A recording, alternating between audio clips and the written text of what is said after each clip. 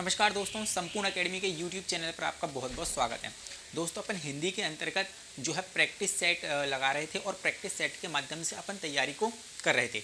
आज देखो हम कौन से टॉपिक का प्रैक्टिस सेट करने वाले हैं। आज हम करने वाले हैं रस के ऊपर जो है हम प्रैक्टिस सेट एक लगाने वाले हैं, है ना। तो अपन इसके ऑब्जेक्टिव करेंगे और हम ये देखेंगे कि हमारी कितनी तैयारी है ना। तो हम सबसे पहले मैं आप लोगों को एक बात बताना चाहता हूँ कि हिंदी से संबंधित सारे टॉपिक मैंने आप लोगों को पहले ही करवा दिए हैं। किसी भी तरीके की कोई भी समस्या किसी भी टॉपिक में आए तो आप संपूर्ण एकेडमी के यूट्यूब के चैनल पर प्लेलिस्ट में जाएं और प्लेलिस्ट में जाने के बाद आपको सारी क्लासेस हिंदी की प्लेलिस्ट के अंतर्गत मिल जाएंगी, है ना।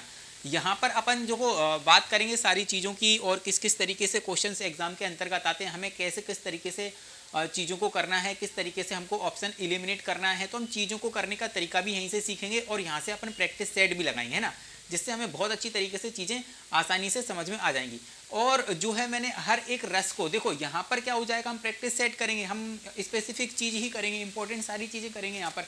लेकिन आपको किसी भी रस की कोई भी प्रॉब्लम हो, रस में अगर कोई भी प्रॉब्लम हो तो मैंने हर एक रस को इंडिविजुअली क्लास बना रखी है। मैंने हर एक रस की इंडिविजुअली क्लास बना रखी है, जिसमें मैंने आप लोगों को कम से कम हर एक रस के 5 से 6 कम से कम एग्जाम्पल कराएं और विथ किसके माध्यम से कराएं, विथ भावार्थ। मतलब कि हर एक जो है रस का बहुत अच्छी तरीके से भावार्थ निकाल कर मैंने आप लोगों को चीज़ों को समझाया है। अब वो क्लास ज़रूर से ज़रूर देख लें, है ना। हर एक तरीके जितने भी रस हैं आपके, जैसे 11 रस है तो 11 रसों की मैंने 11 क्लासेस बना रखी हैं। हर एक रस को बहुत ही अच्छी तरीके से मैंने विस्तारित तरीके से आप लोगों को सिखाया करने की चीज़ें, किस तरीके से रसों को हम पहचानते हैं, हमें पंक्तियाँ आएंगी, किस तरीके से हम रसों को पहचानेंगे, ये सारी चीज़ें भी मैंने आप लोगों को बता दी हैं, है ना। तो हर एक रस की इंडिविजुअली भी क्लास बनी हुई है, जिसमें 5 से 6 से ज़्यादा एक्सपेक्टेड जो पुराने क्वेश्चंस हैं आए हुए हैं वो भी हमने उसमें इंक्लूड करे हैं। ऐसे कई सारे एग्जाम्पल वहाँ पर मैंने दिए हुए हैं 5-5, 6-6, और आने वाले नए जो एग्जाम्पल हैं वो भी, है ना, जो नए एक्सपेक्टेड बनेंगे वो भी मैं आप लोगों के समक्ष जो है मैं पहले ही आप लोगों को क्लासेस प्रोवाइड करवा चुका हूँ।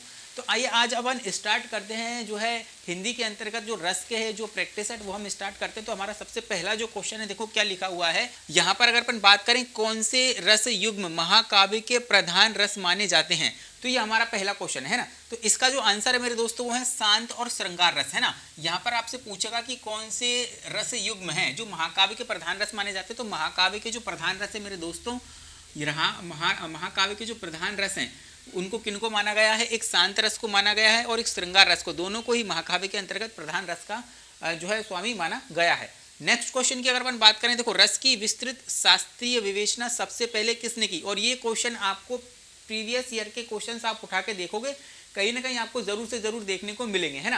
और इंपॉर्टेंट है सारे के सारे जो मैं आप लोगों को करवा रहा हूँ, और आने वाली एग्जामों में भी यहाँ से क्वेश्चन आपको डेफिनेटली देखने को मिलेंगे।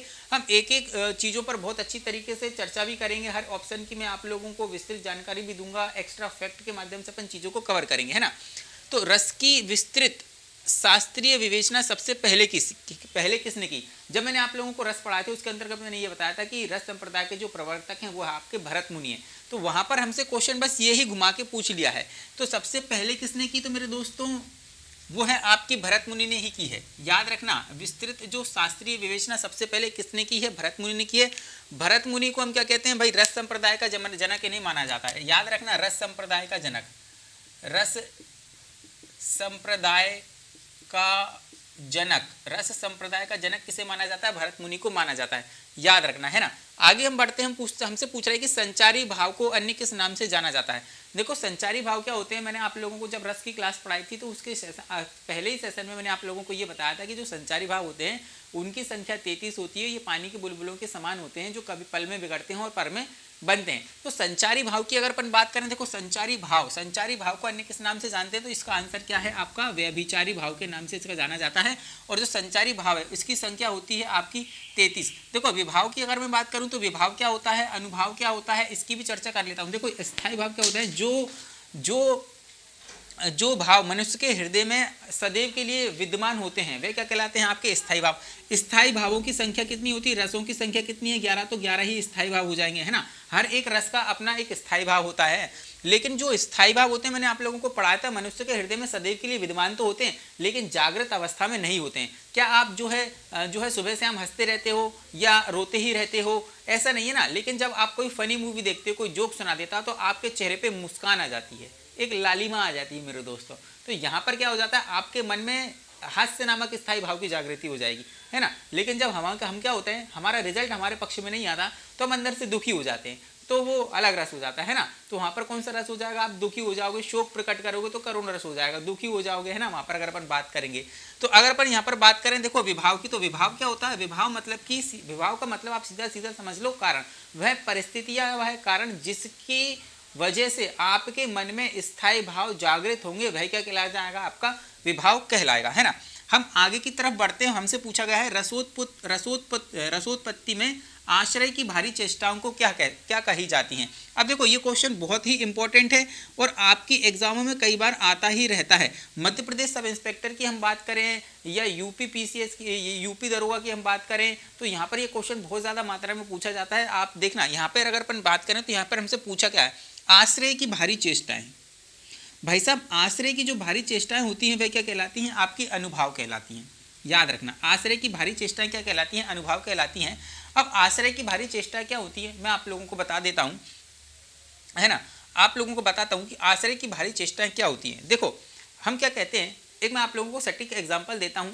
आप लोगों को पहले ये पता होना चाहिए आश्रय क्या है, विभाव क्या है या विषय क्या है, ये सारी चीज़ें आप लोगों को पता होनी चाहिए। मैंने आपको जब क्लासेस दी थी आप लोगों को सारी चीज़ें बताई थी कि विभाव क्या होता है, तो विभाव मैंने आप लोगों को बता दिया कि कारण होता है जिसकी वजह से क्या होता है, आपके मन में स्थायी भाव जागृत, कोई परिस्थितियाँ होती है जिसकी वजह से आपके मन में स्थायी भाव जागृत होता है। अब अगर अपन बात करें यहाँ पर देखो हमसे पूछा गया है आश्रय की भारी चेष्टाएं होती हैं अनुभाव। अब मैं आप लोगों को एक एग्जाम्पल देता हूँ। पुष्प वाटिका में, है ना, पुष्प वाटिका में श्री राम जी को देखकर माता सीता के मन में रति नामक स्थायी भाव जागृत हुआ। तो किसके मन में जागृत हुआ, माता सीता के मन में जागृत हुआ ना। तो माता सीता क्या कहलाएंगी, आपकी जो है आप लोग की क्या कहलाएंगी भाई, जिसके प्रति होगा, है ना, तो वह विषय कहलाएगा, और जिसके मन में क्या होगा वह क्या कहलाएगा, आपका आलम्बन कहलाएगा। तो भाई किसके प्रति हुआ, तो आपकी जहाँ पर हमारी जो माता सीता हो जाएंगी वह क्या हो जाएंगी, आपकी आश्रय हो जाएंगी, है ना। आश्रय की भारी चेष्टाएं किस तरीके से होंगी, अब माता सीता का मुस्कुराना, है ना, ये आश्रय मतलब कि माता सीता हो गई हैं, और जिसके प्रति होंगी वह विषय कहलाएगा, और जिसके मन में होंगी वह क्या कहलाएगा, आश्रय। तो आश्रय की भारी चेष्टाएं क्या कहलाती है, हमारी अनुभाव कहलाती है। माता सीता मुस्कुरा रही हैं, है ना, तो मुस्काना, उनका शर्माना, है ना, उनका शर्माना, तो ये क्या हो जाएंगे, आपके आश्रय, आश्रय की ये भारी चेष्टाएं हो जाएंगी। जैसे कि अगर अब हम बात करें, हम एक सुनसान रास्ते में जा रहे हैं, हमारे सामने अगर शेर आ जाता है तो हम क्या हो जाते हैं, हम भयभीत हो जाते हैं, है ना। तो हमारे मन में क्या हो जाता है, भय नामक रस की उत्पत्ति हो जाती है। अब हम क्या हो जाएंगे यहाँ पर, आश्रय। अब आश्रय हम जब हो जाएंगे तो हम क्या करेंगे भाई, एकदम हम डरने लग जाएंगे, हमारा चेहरा लाल हो जाएगा, है ना, हमारा चेहरा लाल हो जाएगा, दांत कटकटाने लगेंगे, हम कांपने लगेंगे। तो ये क्या हो जाएंगी, हमारी आश्रय की भारी चेष्टाएं हो जाएंगी। आई बात आप लोगों को समझ में। अब देखो हम बात करते हैं यहाँ पर नेक्स्ट क्वेश्चन की। काव्य शास्त्र के अनुसार रसों की संख्या कितनी होती है। काव्य शास्त्र के अनुसार रसों की संख्या मेरे दोस्तों होती है यहाँ पर 9। याद रखना, है ना। टोटल रसों की संख्या जो हमसे पूछेगा, टोटल जो रस है हमारे, टोटल जो हमारे रस हैं वो हमारे 11 है ना, और हमसे पूछेगा काव्य शास्त्र के अनुसार रसों की संख्या कितनी होती है, तो हमारी होती है 9, है ना। वही अगर हमसे पूछेगा भरत मुनि के अनुसार रसों की संख्या कितनी होती है, तो भरत मुनि के अनुसार रसों की संख्या होती है मेरे दोस्तों 8, है ना। मम्मट की बात करेगा और विश्वनाथ की बात करें, देखो मम्मट की अगर हमसे बात करेगा, मम्मट के हिसाब से जो है, मम्मट के हिसाब से जो हमारी अगर बात करता है ना, मम्मट के हिसाब से बात करता है या विश्वनाथ के हिसाब से बात करता है, अगर हमसे पूछेगा मम्मट के हिसाब से और विश्वनाथ के हिसाब से रसों की संख्या कितनी है, तो 9। काव्य शास्त्रियों द्वारा 9, भरत मुनि द्वारा 8, टोटल कितनी है रसों की संख्या 11 है।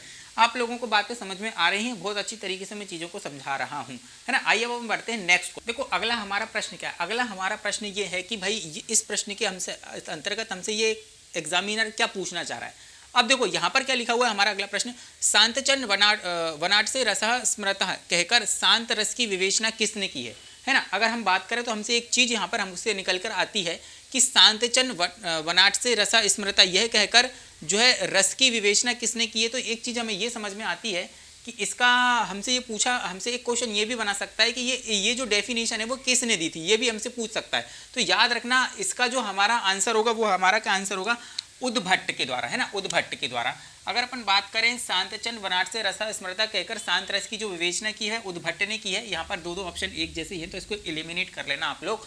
तो यहाँ पर अगर अपन बात करें तो उद्भट के द्वारा यह कहकर शांत रस की विवेचना की गई है। अब देखो इसका मतलब क्या होता है, शांतचन वनाट से रसा स्मृता कहकर शांत रस की जो विवेचना की है, इसका मतलब ये जो शांत रस जो होता है वह ईश्वरीय भक्ति और जो है मानसिक विरक्ति का और सांसारिक विरक्ति का जो है एक साधन है। और यहाँ पर जो है उद्भट ने इस जो है वाक्य को कहकर शांत रस को क्या किया है, यहाँ पर उन्होंने बताया है। अब हम आगे की तरफ बढ़ते हैं। देखो हमसे एक क्वेश्चन ये पूछता है कि भाई एक तो ये बहुत ज़्यादा जो डेफिनेशन है, यहाँ पर जो मैंने डेफिनेशन लिखी है ना, ये देखो अलग अलग काव्य शास्त्रियों ने अलग अलग क्या है डेफिनेशन दी है। अगर अपन बात करें डेफिनेशन से क्वेश्चन आपको जरूर से जरूर एग्जाम में देखने को मिलेंगे। अब देखो यहाँ पर क्या लिखा है, विभानुभाव व्यभिचारी संयोगाद्र रसः निष्पत्ति। ये जो परिभाषा है किसके द्वारा दी गई है मेरे दोस्तों, तो ये जो परिभाषा दी गई है ये आपके आचार्य भरत जी के अनुसार दी गई है। आचार्य जो भरत मुनि है उनके अनुसार दी गई है।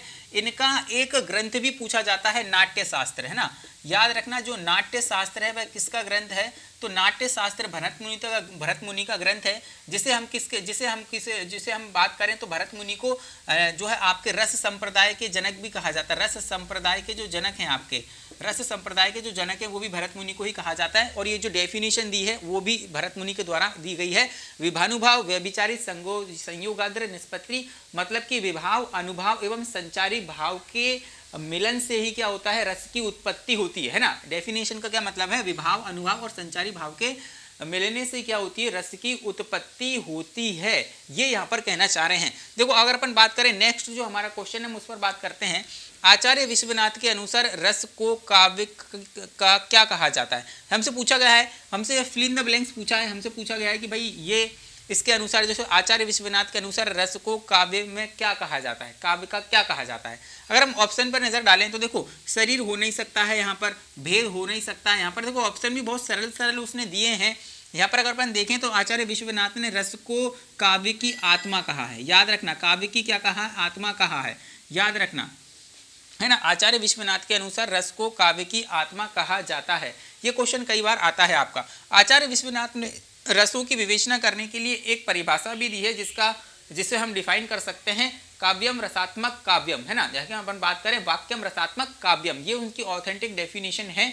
तो ये डेफिनेशन आपसे पूछ सकता है, तो ये डेफिनेशन दी है आचार्य विश्वनाथ के द्वारा, है ना।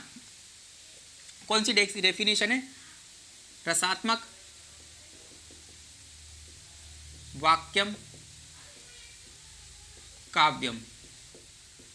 जो डेफिनेशन दी है ये आपकी डेफिनेशन दी है किसने, आचार्य विश्वनाथ ने दी है। वहीं अगर अपन बात करें नेक्स्ट क्वेश्चन की, सर्वाधिक प्राचीन संप्रदाय, हमसे पूछा गया है सर्वाधिक प्राचीन संप्रदाय कौन सा है। तो मेरे दोस्तों यहाँ पर मैं आप लोगों को बता दूं जो सर्वाधिक प्राचीन जो संप्रदाय है वो हमारा रस संप्रदाय है ना। और रस संप्रदाय से सारी संबंधित चीज़ें मैंने आप लोगों को बताई दी हैं कि रस संप्रदाय के प्रवर्तक कौन है, जनक कौन है ना। ये सारी चीज़ें हमने यहाँ पर डिस्कस कर ली। अब देखो हम नेक्स्ट क्वेश्चन की बात करें तो पूछा जा रहा है विभाव के कितने प्रकार होते हैं। भाई साहब विभाव के दो प्रकार होते हैं, एक होता है आपका आलंबन, एक होता है आपका उद्दीपन, है ना। क्या होता है आपका, एक होता है आपका आलंबन और एक होता है आपका उद्दीपन। देखो विभाव के दो प्रकार होते हैं, मैं आप लोगों को बताता हूँ। विभाव जो होता है हमारा, विभाव की अगर अपन बात करें तो इसके दो प्रकार होते हैं, एक होता है आलंबन, एक होता है आपका उद्दीपन। और आलंबन के दो प्रकार होते हैं, एक होता है आश्रय, एक होता है विषय, है ना। ये दो होते हैं। अगर अपन से पूछेगा विभाव के कितने प्रकार हैं तो दो हैं, आलंबन के पूछेगा तो दो हैं, है ना। यहाँ पर अगर अपन बात करें तो हमसे कोई सा भी क्वेश्चन पूछ ले तो हम बता सकते हैं। विभाव मैंने आप लोगों को बता दिया है, कारण कोई परिस्थिति जिसके कारण मनुष्य के हृदय में क्या होगा, स्थायी भाव जागृत होगा। आलंबन और उद्दीपन बता दिया है। देखो आलंबन क्या होता है, आलंबन जैसे अगर अपन बात करें तो ये दो प्रकार का होता है, एक आश्रय होता है और एक विषय होता है। तो जिसके प्रति स्थायी भाव जागृत होगा वह आपका विषय कहलाएगा, और जिसके मन में स्थायी भाव जागृत होगा तो वह क्या कहलाएगा, आपका आश्रय। जैसे सीता जी वाला मैंने आप लोगों को एग्जाम्पल दिया था, तो वहां पर सीता जी क्या थी, आश्रय। और आश्रय की बाहरी चेष्टाओं को हम क्या कहते हैं, आश्रय की जो बाहरी चेष्टा है उसको हम क्या कहते हैं, अनुभाव कहते हैं ना।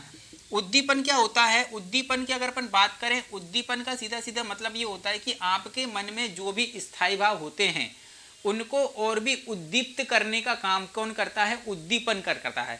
किस तरीके से करता है, देखो उद्दीपन कोई परिस्थिति भी हो सकती है है ना। तो यहाँ पर उद्दीपन किस तरीके से काम करता है, जैसे माता सीता के मन में रति नामक स्थायी भाव जागृत हुआ, अभी मैंने आप लोगों को जो एग्जाम्पल दिया था, तो आश्रय की भारी चेष्टा बता दी थी। अब उद्दीपन का कार्य कौन करेगा उसमें, जैसे कि अगर अपन बात करें कोयल का जो है कोयल का कूकना, है ना, वहां पर पुष्प वाटिका की सुगंधित पवन, है ना, पक्षियों का चहचहाना, है ना, फूलों की पवंदित सुगंध, कोयल का कूकना, तो ये जो ऐसी परिस्थितियां, तो माता सीता के मन में रति नामक जो स्थायी भाव जागृत हुआ है उसको और भी उद्दीप्त करने का काम कर रही है, तेज करने का काम कर रही हैं। तो यहाँ पर क्या हो जाएगा आपका, ये आपका उद्दीपन, जो आपके मन में स्थायी भाव जो जागृत हुए हैं उनको और भी उद्दीप्त करने का काम करता है वो। तो यहाँ पर आप लोगों को पता चल गया, सारी चीजें मैंने आप लोगों को बता दी हैं। हम अगले प्रश्न पर चलते हैं और बात करते हैं जो है विभाव के कितने प्रकार होते हैं। देखो विभाव के मैंने आप लोगों को बता ही दिया है, 2 प्रकार होते हैं, है ना, यहाँ पर याद रखना। आलंबन के भी बता दिया 2 प्रकार होते हैं। अब हम बढ़ते हैं नेक्स्ट क्वेश्चन पर। देखिए हमारा जो नेक्स्ट क्वेश्चन है, नेक्स्ट क्वेश्चन की हम बात करते हैं तो देखो क्या लिखा हुआ है, जहाँ काव्यांश को पढ़कर उत्साह की अनुभूति और राष्ट्रीयता की भावना जब जागृत हो, है ना, क्या कहना चाहता है एग्जामिनर हमसे कि भाई काव्यांश को पढ़कर उत्साह और राष्ट्रीयता की भावना, आप ना शब्दों को पकड़ने की कोशिश करो, कुछ नहीं, शब्दों को आप पकड़ोगे तो भी आप चीजें सीख जाओगे। देखो किस तरीके से वीर का जो स्थायी भाव होता है क्या होता है आपका उत्साह, है ना। जब हम किसी काव्य को पढ़ेंगे हमारे अंदर क्या हो जाएगा, उत्साह की भावना जागृत हो जाएगी। वीर रस की जब उत्पत्ति होगी तो हम बहुत उत्साहित हो जाएंगे, हमारे अंदर राष्ट्रीयता की भावना जागृत हो जाएगी। जैसे कि वीर तुम बड़े चलो, धीर तुम बड़े चलो, सामने पहाड़ हो, सिंह की दहाड़ हो, तुम कभी रुको नहीं, तुम कभी झुको नहीं, वीर तुम चले चलो, धीर तुम जड़े चलो। तो ये जो पंक्तियां हैं, ये पंक्तियां राष्ट्रीयता की भावना को समर्पित हैं। तो यहाँ पर क्या हो जाएगा आपका वीर रस हो जाएगा, क्या हो जाएगा आपका वीर रस, है ना। तो यहाँ पर अगर अपन बात करें जहाँ काव्यांश को पढ़कर अति उत्साह की अनुभूति होती है, वहां पर क्या हो जाएगा आपका वीर रस हो जाएगा, याद रखना, है ना। रौद्र का जो स्थायी भाव होता है वो होता है आपका क्रोध, है ना, रौद्र का स्थायी रस होता है क्रोध, है ना। वीर का होता है आपका उत्साह, वीर का क्या होता है आपका उत्साह, है ना। तो यहाँ पर क्या इसका आंसर हो जाएगा वीर हो जाएगा। और शांत की का अपन बात करें तो शांत का होता है आपका निर्वेद, शांत का होता है आपका निर्वेद, इसे 9वां रस माना गया है ना, ये आपका 9वां रस है और इसका स्थायी भाव क्या होता है आपका निर्वेद। याद रखना, ये क्वेश्चन पूछा जाता है कि रस के अंतर्गत 9वां रस कौन सा है, तो शांत रस है। संयोग की बात करें तो इसका स्थायी भाव होता है रति होता है। और अगर अपन बात करें इसके 2 भेद होते हैं, एक होता है आपका एक संयोग श्रृंगार होता है और एक आता है आपका वियोग श्रृंगार, है ना, वियोग श्रृंगार होता है, इसका स्थायी भाव क्या होता है रति। याद रखना, इसे रसों का राजा भी कहा जाता है ना, इसे क्या कहा जाता है, रसों का राजा कहा जाता है और रसों में प्रधान भी कहा जाता है। ये सारी चीजें भी आप लोग याद रखना, है ना। देखो अपन आगे बढ़ते हैं और हमसे क्या पूछा जा रहा है, हमसे पूछा जा रहा है कि किलकत कहना घटुरवन आवत मणिमय कनक नंद के आंगन। अब एक चीज आप लोग समझना, आपको अगर कोई चीजें नहीं समझ में आए एग्जाम में, अगर आप जो है इस तरीके की स्थिति उत्पन्न हो जाती है कि हमें भावार्थ निकालना नहीं आ पा रहा, जनरली बहुत कठिन होता है लेकिन नामुमकिन तो नहीं होता ना, हम परिश्रम करेंगे, प्रैक्टिस करेंगे तो हम आराम से निकाल सकते हैं, कोई वो वाली बात नहीं है ना। अब देखो आप थोड़ा सा शब्दों को पकड़ोगे तो भावार्थ निकालना आप सीख जाओगे। आप सबसे पहले ना ऑप्शन की तरफ ध्यान देना, जब भी आपसे पंक्तियां पूछी जाएंगी आप ऑप्शन की तरफ ध्यान देना और ऑप्शन इलिमिनेट करने की कोशिश करना। 2 ऑप्शन तो आपके ऐसे होंगे जो इलिमिनेट हो जाएंगे और 2 में से आपको एक चूज करना पड़ेगा और आप आसानी से अंदाजा लगा सकते हो कि ये वही आंसर होगा। अगर अपन बात करें देखो श्रृंगार रस, क्या यहाँ पर नायक नायिका का प्रेम का वर्णन आपको देखने को मिल रहा है, क्या नहीं देखने को मिल रहा है। आगे बढ़ते हैं, हमसे लिखा हुआ रौद्र रस। रौद्र का अस्थायी भाव होता है क्रोध। क्या किसी पंक्तियों को पढ़कर रौद्र न मतलब कोई क्रोध उत्पन्न हो रहा है क्या, है ना, आपसे बदला लेने की भावना अगर आप में आ रही है, पराक्रम दिखाने की बात अगर आ रही है या शत्रु को मारने की बात आ रही है, तो क्या इस तरीके की पंक्तियों के अंतर्गत कुछ उल्लेख किया गया है, नहीं किया गया, तो ये भी हमारा ऑप्शन हो नहीं सकता। यहाँ पर अगर अपन बात करें वीर रस की, तो वीर रस में अगर किसी पंक्तियों को पढ़कर आपको उत्साह आ रहा है, राष्ट्रीयता की भावना देखने को मिल रही है, देखो वहां पर क्या लिखा था, यहाँ पर राष्ट्रीयता की भावना भी देखने को मिलेगी, तो आपको ये सब चीजें देखने को मिल रही नहीं मिल रही, इसका आंसर क्या हो जाएगा आपका वात्सल्य रस। अब आपको मैं भावार्थ निकालना इसका सिखा देता हूँ। क्या लिखा हुआ है, किलकत काना घटुरवन आवत। जब भी भगवान श्री कृष्ण के नाम की अगर आपको कहीं चर्चा देखने को मिलेगी, वहां पर डेफिनेटली 100% क्या हो जाएगा आपका वात्सल्य रस। जो वात्सल्य रस के अंतर्गत भगवान श्री कृष्ण और माता यशोदा की जो है बचपन के प्रेम का क्या किया जाएगा, यहाँ पर जो है स्नेह का, माता का अपने पुत्र के प्रति स्नेह का वर्णन यहाँ पर देखने को मिलेगा। देखो यहाँ पर क्या लिखा हुआ है, किलकत कान्हा घटुरवन आवत मणिमय कनक नंद के आंगन। देखो अब देखो अपन बात करते हैं। किलकत मतलब किलकारी मानकर हंसना, कान्हा मतलब भगवान श्री कृष्ण, घटुरन मतलब कि घुटनों के बल चलना, आवत मतलब कि आना, मतलब कि भगवान श्री कृष्ण जो है किलकारी मारकर हंस रहे हैं और घुटनों के बल चल रहे हैं। कहाँ पर चल रहे हैं? मणिमय मतलब कि मणियुक्त आंगन में, मणियुक्त कनक मतलब कि सोना, मणियुक्त कनक मतलब कि सोना, मणियुक्त सोने का जो आंगन है, किसका है आंगन? नंद का। तो नंद के आंगन में जब भगवान श्री कृष्ण घुटनों के बल किलकारी मारकर हंसते हैं तो उनके जो दांत है वे मोतियों की भांति क्या करते हैं? प्रतीत होते हैं और क्या होते हैं कि भाई चमकते हैं, तो है ना। तो यहाँ पर क्या है कि माता, और ये दृश्य देखकर नंद के आंगन में भगवान श्री कृष्ण का ये दृश्य देखकर माता यशोदा क्या कर रही हैं? अपने पुत्र को निहार रही हैं।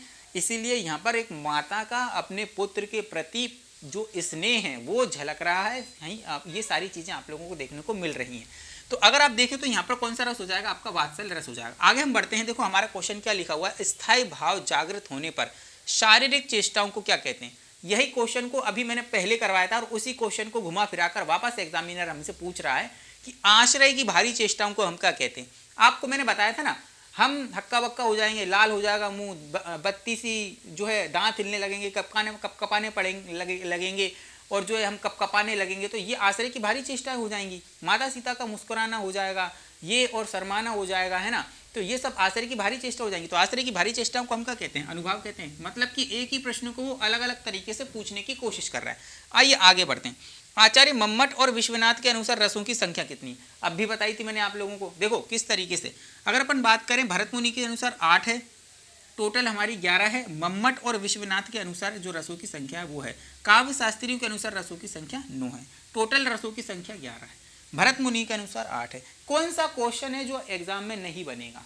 आप रसों वाली क्लास देख लो एक बार। रसों की क्लास जो मैंने स्पेसिफिक पढ़ाई है आप लोगों को, इंडिविजुअली हर एक रस जो है इंडिविजुअल पढ़ाया है आपको। हर एक रस में कम से कम 5 से 6 एग्जाम्पल दिए गए हैं, प्रीवियस ईयर के हों और एक्सपेक्टिंग, सब उसके अंतर्गत कंप्लीट किया हुआ है। भावार्थ निकालना आप लोगों को सिखाया है, इतना सरल तरीके से चीज़ों को सिखाया है कि आप एक बार रस देख लोगे ना तो आपको मज़ा आ जाएगा। आप क्लास ज़रूर देखें, है ना। अब हम बात करते हैं, आगे चलते हैं। देखो हमसे क्या पूछ रहे हैं, आलम्बन के कितने विभेद होते हैं? भाई साहब अभी तो बताया, विभाव के 2 है, आलम्बन के 2 हैं, आश्रय और विषय। तो आंसर क्या हो जाएगा हमारा?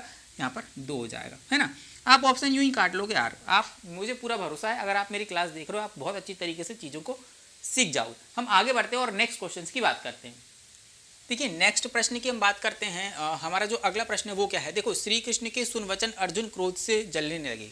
हमसे इन पंक्तियों में वो क्या पूछ रहा है? हमसे इन पंक्तियों में जो है रस पूछ रहा है कि इसके अंतर्गत कौन सा रस है। अब देखो यहाँ पर अगर अपन बात करें, क्या लिखा हुआ है? श्री कृष्ण के सुर वचन अर्जुन क्रोध से जलने लगे, सब शोक अपना भूल कर वह कृतल युगल मरने लगे। अब देखे संसार हमारे शत्रु रण में मृत पड़े और यह करते हुए उद्घोषणा हो गए वह उठकर खड़े। तो ये जो पंक्तियां हैं ये भगवान श्री कृष्ण और जो है अर्जुन के बीच के जो संवाद है ना। जब वह युद्ध करने से मना कर देते हैं, है ना, जब वह युद्ध करने से मना कर देते हैं तो फिर उनको गीता को उपदेश भी दिया जाता है और वो एकदम से फिर क्या हो जाता है कि देखो अर्जुन क्या रहता है कि क्रोध में क्या करते हैं कि क्रोध में वचन कहते हैं कि श्री कृष्ण के सुन वचन अर्जुन क्रोध से जलने लगे। तो उनके वचनों को सुनकर उनके अंतर्गत क्रोध आ जाता है ना। तो यहाँ पर क्रोध आ जाता है। तो आप देखो यहाँ पर कौन सी पंक्तियाँ हो सकती हैं। यहाँ पर अगर अपन बात करें, देखो भयानक रस तो हो ही नहीं सकता है क्योंकि भय की उत्पत्ति नहीं हो रही है। करुण रस तो होता है, करुण रस तो भाई वियोग के कारण होता है आपका, है ना। अगर अपन बात करें करुण रस की तो करुण का तो अलग ही है, एक जिसमें शोक प्रकट किया जाता है, करुण में तो आ ही नहीं सकता। वहीं अगर अपन बात करें तो यहाँ पर भाई क्रोध की बात की जा रही, तो सीधा सीधा आप लोगों को पता चल रहा है यहाँ पर रौद्र रस की उत्पत्ति हो रही है। वीर रस हो नहीं सकता है। वीर इसलिए नहीं हो सकता है क्योंकि यहाँ पर राष्ट्रीयता की भावना की बात नहीं की जा रही है ना। यहाँ पर किस चीज़ की बात की जा रही है? यहाँ पर रौद्र रस की बात की जा रही है। नेक्स्ट हमारा जो क्वेश्चन है देखो वो क्या है? सुनत लखन के वचन कठोरा। बहुत शानदार लाइन। सुनत लखन के वचन कठोरा परसु सुधरी धरऊ कर घोरा, परसु सुधरी धरऊ कर घोरा। और अब जनी, देखो, अब जीन देन देवी दोष मोहि लागू, अब जैन देन देव दोष मोहि लागू और कटुवाणी बालक जर बद जोधू।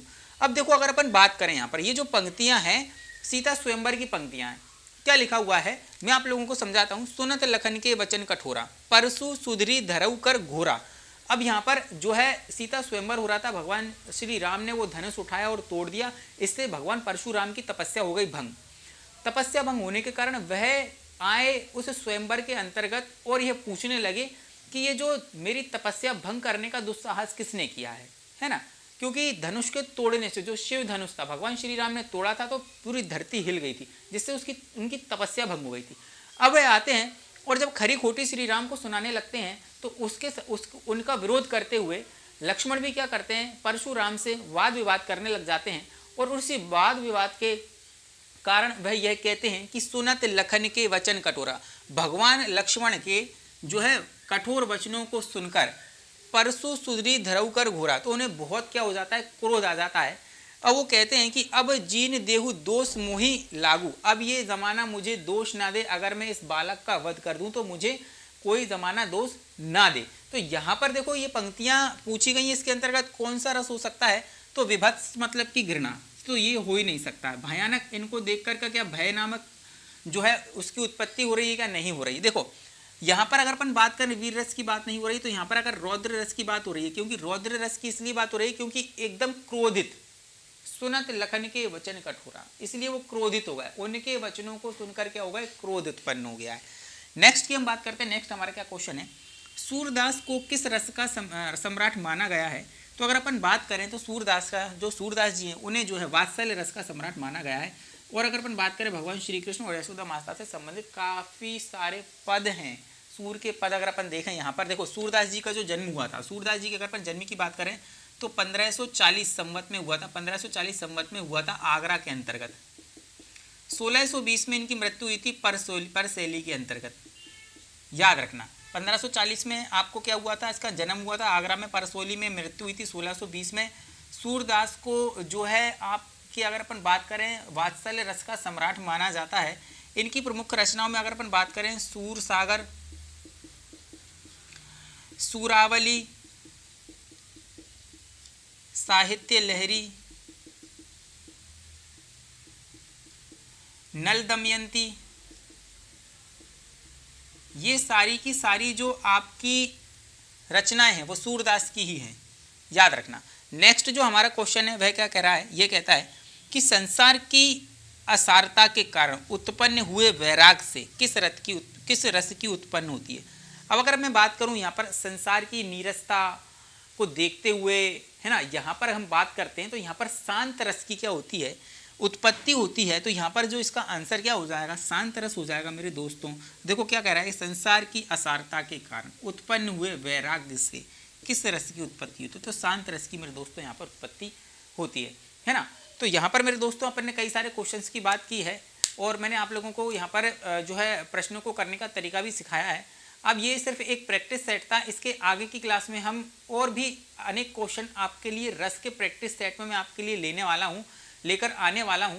तो आप कहीं मत जाइएगा, इसके अगले वाले प्रैक्टिस सेट को ज़रूर से ज़रूर मैं आपके साथ में लेकर आऊँगा। हम कुछ अन्य क्वेश्चंस पर बात करेंगे, कुछ अन्य पंक्तियों पर बात करेंगे, किस तरीके से रस को पहचाना जाता है। मैं भी और भी इस पर कई सारी आप लोगों से चर्चा करूँगा।